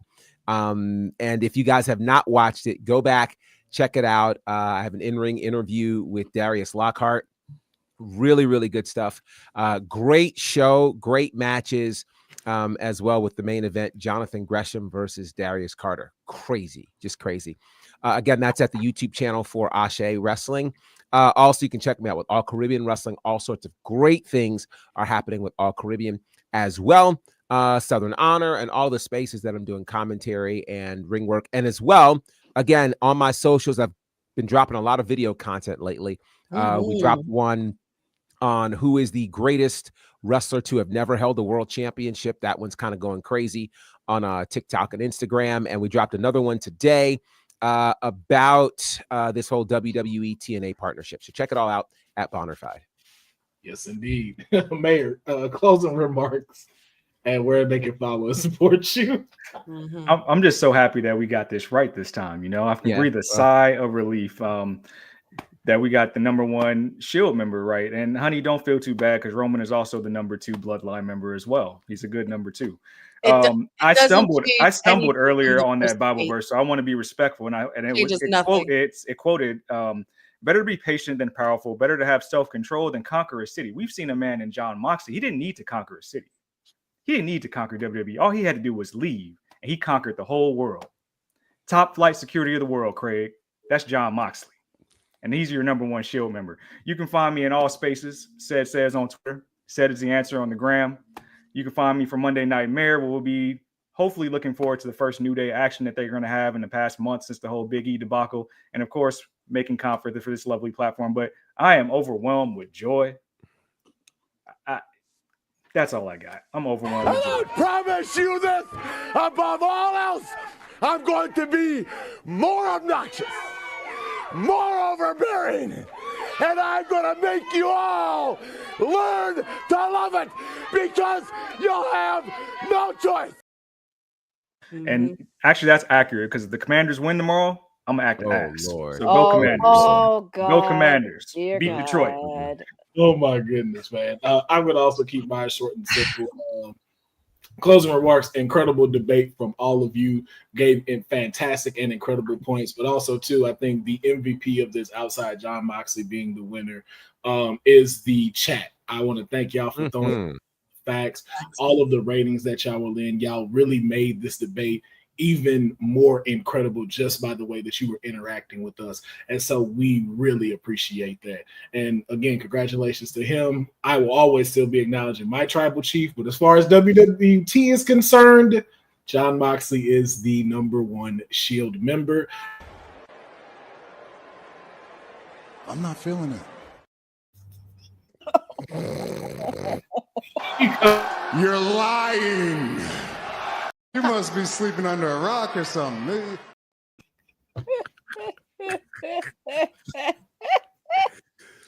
You can just follow me and everything. Big Mac, follow the Kayfabe podcast. And the barbershop window. What a great! I'm not the one that made this happen. Okay, you voted just like everybody else. You rated. Okay, you should have been biased and gave everybody else 7s. Okay, you wanted to be truthful, just like everyone else. So this is what happens, and it just hurts. Oh, would you look at? Oh wait! Oh, unfortunately. Battle rap, honey, all 2025. You guys wanted it. You guys got it. Wait till the next debate. Just wait.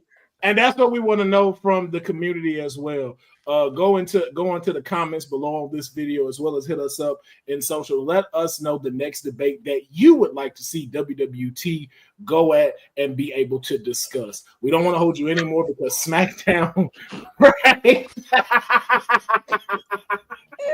Oh. You just emphasized my point. That's all. I'm gonna.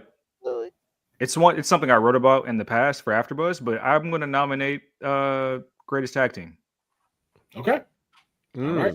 Greatest Tag Team. Book. So just be sure to look out. Hopefully we'll be able to have a debate each month, just to be able, change things up for WT Live. Well, of course, we'll talk with the real TK to figure out how all of that's going to go. But we love each and every single one of y'all always coming in here and just being a part of this. SmackDown is starting, so I don't want to keep y'all any longer. We know you got to get out of here. Honey got to go catch a helicopter to Manhattan. So we want to make sure thank you once again for checking out WWT, the #1 women's wrestling network on the planet. Thanks for joining WWT. Don't forget to like us on all social media platforms at WW Talk Pod. Like and subscribe on all video and audio platforms like yesterday, my G. And check out our website at www.talkpod.com. Thanks for watching Women's Wrestling Talk, the #1 women's wrestling network on the planet.